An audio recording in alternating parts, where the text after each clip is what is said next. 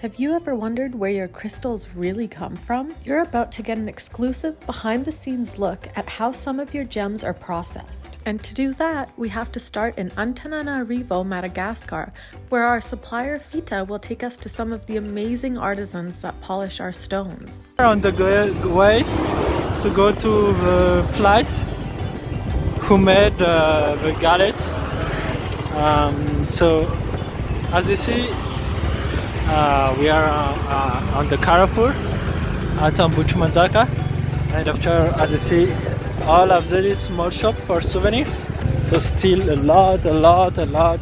It's around 1 mile of shops. Here we are at 22 kilometers from the capital, and yeah, this is like for normal houses. Tina and Sulu, their husband, so they're making the your galley. So it's been 10 years that she did galley. Arrived at the place for galley. That is the machine.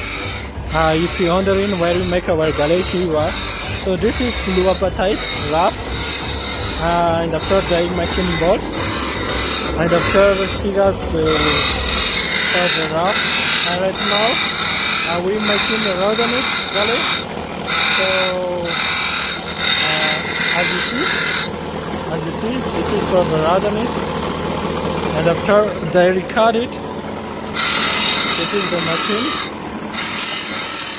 The artisans work from their own homes rather than a factory setting. And because each artisan specializes in a different shape, Fita has to travel around quite a bit. The presentation of our suppliers, Qatar. So yeah, Zamuni Nagano. Yeah, we just, his nickname is Dada. Firtuna Zena Nonias. It's been 30 years, but he made this. He made pendant. He have 6 children, and yeah, the child already go to school, as you saw. And if you're wondering why he did add gloves,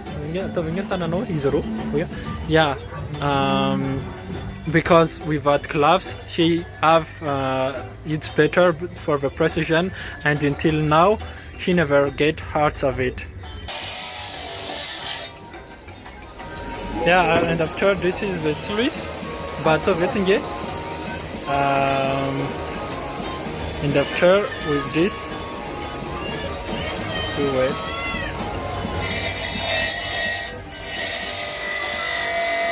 So it's already finished.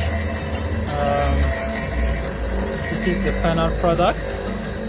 Supporting these independent artisans is a vital part of contributing to Madagascar's economy. In most cases, the raw, unprocessed minerals are exported out of the country for next to nothing. They get processed in countries where labor is both faster and cheaper, but this means that Madagascar sees very little of the profits associated with the mining industry. Keeping things local will help to create a more sustainable gem industry in the long run.